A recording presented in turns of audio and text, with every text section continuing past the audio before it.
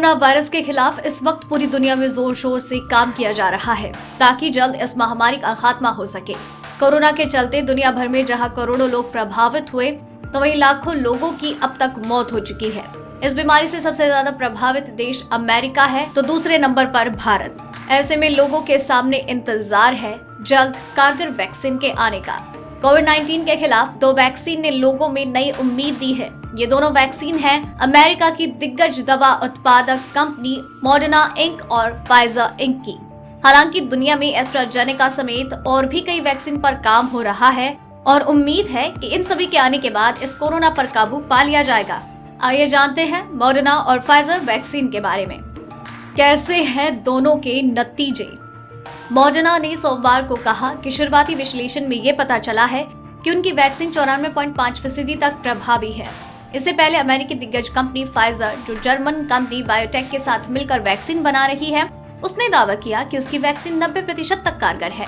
Moderna के data से ये जाहिर होता है कि ये कम समय के लिए है, इसका साइड इफेक्ट रहता है और सुरक्षा को लेकर कोई चिंता की बात है ही नहीं। हालांकि कोरोना से जिनकी हालत गंभीर थी उन्हें इसका टीका लेने पर कोई फायदा नहीं होता नजर आया।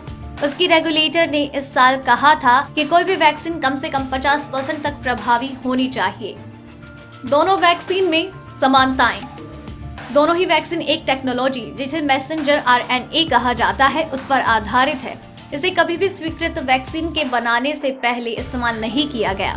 इसके जरिए शरीर में सेल्स का निर्माण करवाया जाता है। ये वैक्सीन कोरोना वायरस के खिलाफ प्रोटीन के निर्माण में सहायक होती है ताकि एंटीबॉडीज डेवलप हो सके। कैसे है दोनों अलग अलग?